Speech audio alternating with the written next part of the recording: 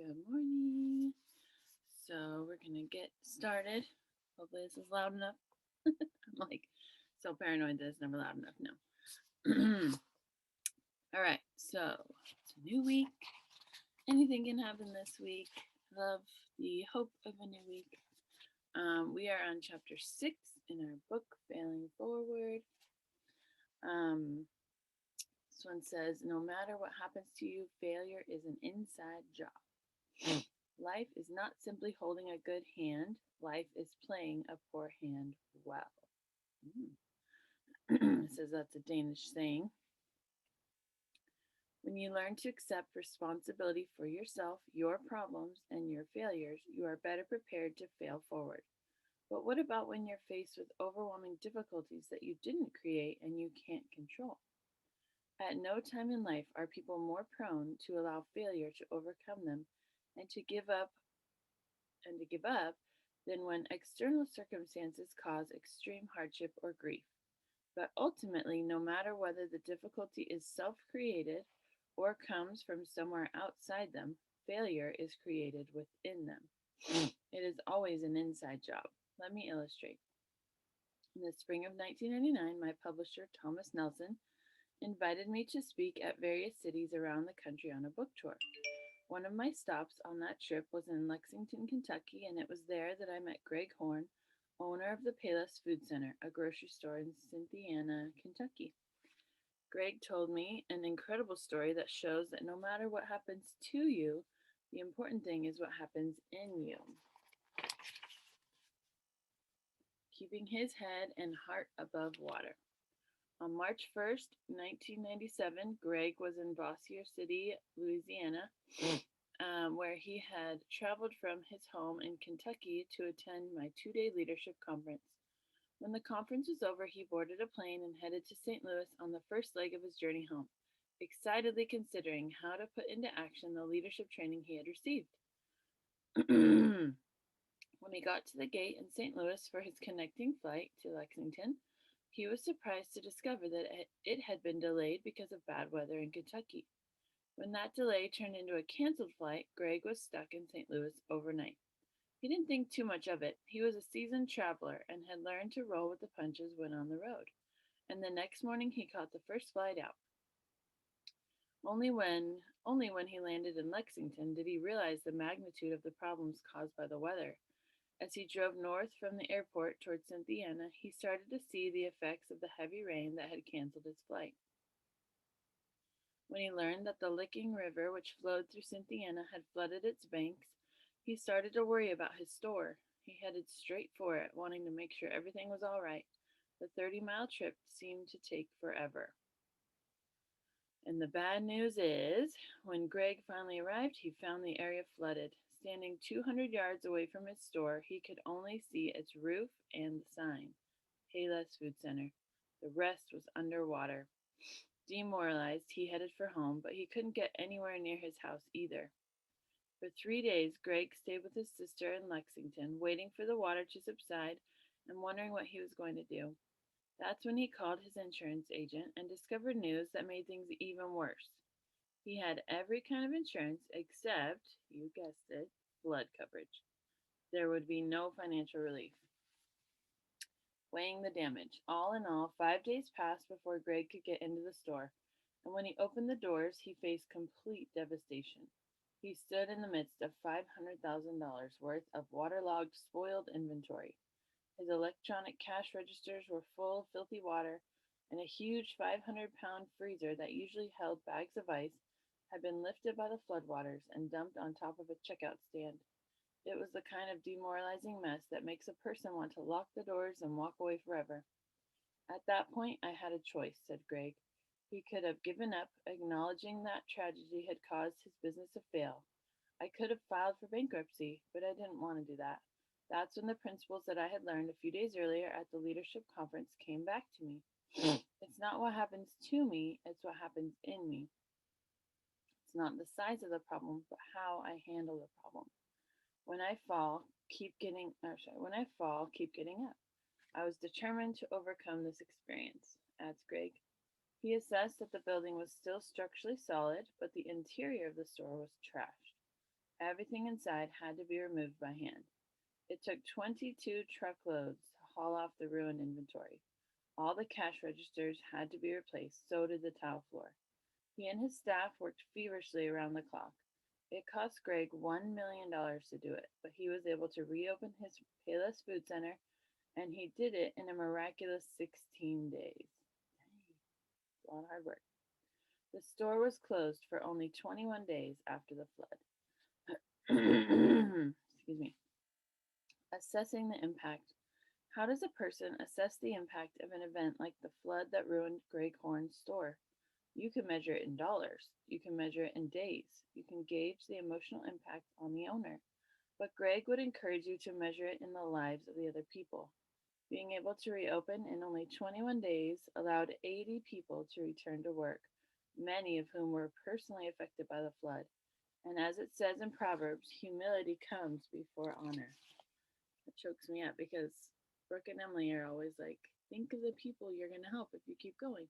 Think of the people that you're missing out on if you stop working. Like, it's not about pushing sales. Like, people need what we have.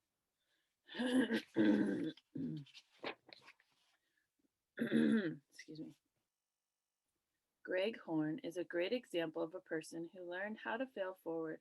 Many people desire to control the circumstances of their lives, but the truth is that we cannot determine what will come our way. We can't control the hands we're dealt, only how we play the cards. That's what Greg did. He could have made the flood a tombstone for his store and his career. Instead, he turned it into a stepping stone for his employees, his community, and himself. I got into the grocery business because I wanted to make an impact on people, says Greg. Before I opened the store in Indiana, I worked for Hershey's Chocolate and had a 1.2 million territory. I was making a good living, but that wasn't enough. Since the time of the flood, he has received numerous awards and has been recognized as the Business Person of the Year by his local Chamber of Commerce. And he is using the negative experience of the flood to begin a career in motivational speaking. Almost every week, Greg publicly communicates his message of encouragement to others. South African General Jan Christensen Smuts declared, "A man is not defeated by his opponents, but by himself." That's true.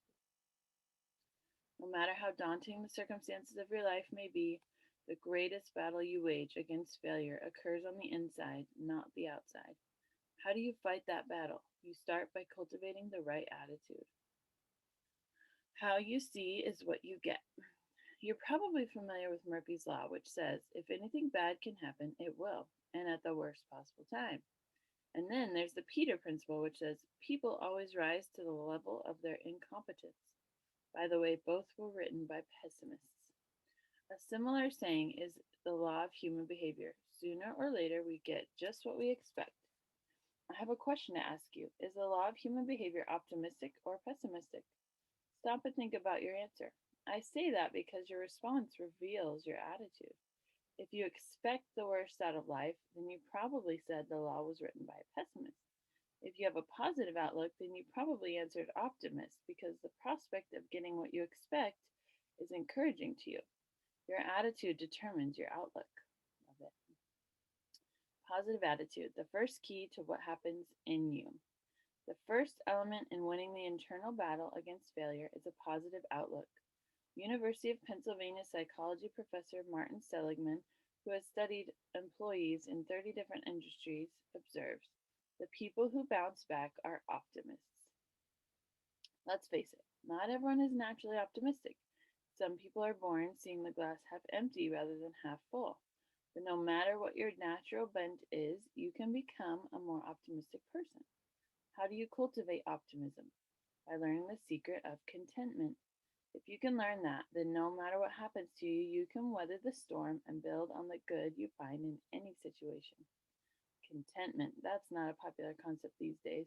One reason is that our culture actually discourages the idea of contentment. People are continually bombarded with the message what you have isn't enough. You need more, a bigger house, a better car, a larger salary, wider teeth, sweeter breath, nicer clothes. The list is endless. But the truth is that possessing healthy contentment is essential to being able to withstand failure. There are a lot of misconceptions about contentment. Let's look at what it's not. Just side note, my the contentment journal that I did, whew, that was super helpful by Rachel Cruz, who's Dave Ramsey's daughter. Look it up on Amazon. The contentment journal, so good. Like it's like a daily journal, and it has you start with gratitude, and then you go to humility, and then contentment. It's 90 days. It's so good. I think I need to do that again, actually. All right. So, what contentment is not? Number one, not containing your emotions. We all experience negative emotions. How do you think Greg Horn felt when he saw his store 6 feet underwater?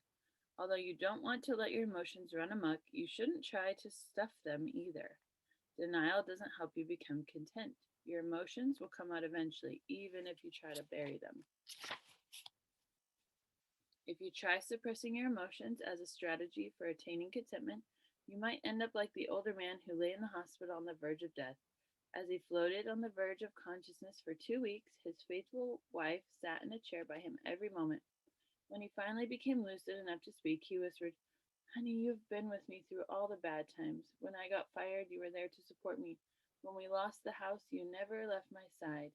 You were there when I lost the business and when my health started failing." "Yes, dear," she answered, smiling. "You know what?" he said. "What, dear?" she asked. "Your bad luck." Stuffing your emotions will not lead to contentment. Number two, not maintaining your current situation. My dad, who was a pastor for many years, used to tell the story about a farmer in one of his churches who refused to improve himself. Dad would try to encourage and cajole him, but he said the man just wouldn't change. His response to my father was always the same: "I'm not making much progress, but I'm well established." One day my father was driving past that man's farm and he saw that the farmer's tractor was stuck in the mud. No matter what the man did, mud flew and the tractor stayed put. After the farmer gave it up, after the farmer gave it one more try and was no better off than he had been before, he started cussing up a storm. At that point, my dad rolled down his window and hollered out to the man, "Well, you're not making much progress, but you certainly are well established." Being content doesn't mean being satisfied with a bad situation. It simply means having a good attitude as you work your way out of it. When Greg Horn found his store flooded, he didn't give up and he didn't give in. He made the best of it and worked his way forward. Number three, not attaining position, power, or possessions. In our culture, too many people believe that contentment comes from attaining material possessions or positions of power, but they aren't the keys to contentment either. If you are tempted to believe that they are, remember the words of John D. Rockefeller. When a journalist asked him how much wealth was enough, the millionaire, who was at the time one of the richest and most powerful men in the world, answered, "Just a little more." Contentment comes from having a positive attitude. It means expecting the best in everything, not the worst, remaining upbeat even when you get beat up, seeing solutions in every problem, not problems in every solution, believing in yourself even when others believe you failed, holding on to hope even when others say it's hopeless. No matter what happens to you, a positive attitude comes from within. Your circumstances and your contentment are unrelated. Positive action, the other key to what happens in you.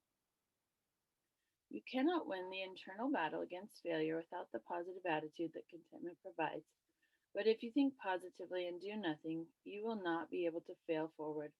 You must add positive action to a positive attitude. Some people get into trouble because they focus their attention on things beyond their control.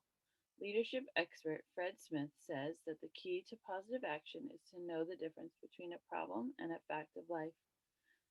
A problem is something that can be solved. A fact of life is something that must be accepted. For example, for Greg Horn, the flood was a fact. He didn't waste his time wondering what would have happened if he had located his store elsewhere. No other grocery store in town was flooded. Not having flood insurance was a fact. So was the reality that he couldn't get into a store for days. But Greg focused on problems he could solve, such as how to raise the money to make repairs and buy new inventory, how to clean the refuse out of his building, and how to reopen for business as quickly as possible. He put his attention where it would do him some good, remained as positive as possible, and applied positive action. That probably reminds me of like the thought model. So focus on the circumstance and like be positive. It's a state of mind. Failure is an inside job. So is success. If you want to achieve, you have to win the war in your thinking first. You can't let the failure outside you get inside you. You certainly can't control the length of your life, but you can control its width and depth. You can't control the contour of your face, but you can control its expression. You can't control the weather, but you can control the atmosphere of your mind. Why worry about things you can't control when you can keep yourself busy controlling the things that depend on you? I read an article that highlighted the strength, courage, and resilience of the Norwegian people. Some of the toughest explorers in history have come from Norway, including Roald Amundsen, whom I wrote about in the 21 Irrefutable Laws of Leadership. It doesn't matter how harsh the climate or how difficult the circumstances, they always seem to persevere. That ability has become a part of their culture. They are a nation of outdoor enthusiasts living on the edge of the Arctic Circle. The Norwegians have a saying that I think captures their attitude. There is no such thing as bad weather, only bad clothing. A man who keeps failure outside. Right now, you may be saying, that's all well and good for you, John. You haven't experienced what I have. Even Greg Horn's story is nothing compared to mine. All he lost was money. If you still have a hard time believing that failure is really an inside job, then you need to hear the story of someone who maintained a winner's attitude while overcoming the most difficult circumstances. His name is Roger Crawford, and as I write this, he's about 40 years old. He makes his living as a consultant and public speaker. Gotta move my leg. Sitting on the floor is my favorite, but gotta move my leg sometimes. All right, he has written 2 books and travels all across the country working with Fortune 500 companies, national and state associations, and school districts. Those aren't bad credentials, but if they don't impress you, how about this?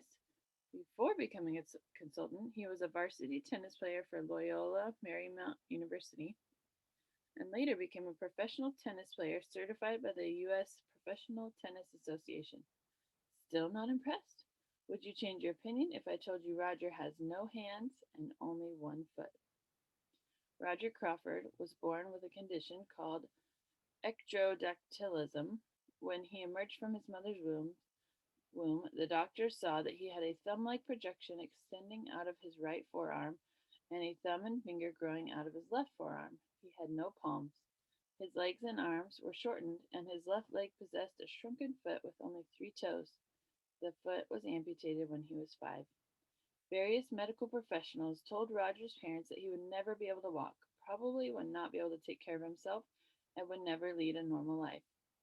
After recovering from the shock, Roger's parents were determined to give him the best chance possible for living a normal life. They raised him to feel loved, to be strong, and to develop independence. You're only as handicapped as you want to be, his father used to tell him. When he was old enough, they sent him to regular public schools. They involved him in sports. They encouraged him to do everything his heart desired, and they taught him to think positively. Something my parents never did was to allow me to feel sorry for myself or to take advantage of people because of my handicap, observes Roger. If he can do it, that's the title of the section. Roger appreciated the encouragement and training he received from his parents, but I don't think he really understood the significance or the extent of his achievements until he was in college and he interacted with someone who wanted to meet him. He had received a phone call from a man who had read about his tennis victories, and Roger agreed to meet him at a nearby restaurant. When Roger stood up to shake hands with the man, he discovered that the other guy had hands that were almost identical to his. Roger became excited because he thought he had found someone similar to him, but older who could act as his mentor. But after talking with the stranger for a few minutes, he realized he was wrong. Roger explains. Instead, what I found was someone with a bitter, pessimistic attitude who blamed all of life's disappointments and failures on his anatomy. I soon recognized that our lives and attitudes couldn't have been more different. He had never held a job for long, and he was sure this was because of discrimination. Certainly not because, as he admitted, he was constantly late, frequently absent, and failed to take any responsibility for his work. His attitude was, "The world owes me," and his problem was that the world disagreed. He was even angry with me because I didn't share his despair. We kept in touch for several years until it dawned on me that even if some miracle were suddenly to give him a perfect body, his unhappiness and lack of success wouldn't change. He would still be at the same place in his life. That man had allowed failure to seize him from the inside, while Roger had mastered the art of failing forward. You can too. Chances are that the adversity in your life has been nowhere near as difficult as Roger Crawford's has been, and that's why his story is such an inspiration. Roger maintains handicaps can only disable us if we let them. This is true not only of physical challenges, but of emotional and intellectual ones as well. I believe that real and lasting limitations are created in our minds, not our bodies. In other words, no matter what happens, failure is an inside job. So, what in your life have you considered to be the greatest source of frustration and failure? Think about that factor and then list all the heartaches, pains, obstacles, and problems related to it. Write them here. So, they want you to write a list. One side says difficulties, and side says fast action needed. It says now consider the items one at a time and decide whether each is a fact of life, which you need to accept and then move beyond, or an item that requires positive action. For a fact of life, write fact next to the item and determine to be positive despite the adversity, as Roger Crawford was. For any item needing action, in the space on the right hand side, write down what you ought to do to create positive change in your life. Then vow to do it cheerfully. And then here's our recap of the steps to failing forward. Number one, realize there is one major difference between average people and achieving people. Number two, learn a new definition of failure. Number three, remove the you from failure. Number four, take action and reduce your fear. Number five, change your response to failure by accepting responsibility. And number six, don't let the failure from outside get inside you. And so tomorrow, number seven is the past holding your life hostage? So good. Swear every day, something that I need. I'm dealing with super hard things right now. My face is swollen. Like when I have stress, my face just gets extra inflammation. I took an extra E's today, so that's good. But it's hard when we're in the middle of hard things. It's hard to stay positive. But it really does make a difference. It's all inside our brains. It really is. All right, guys, have a good day.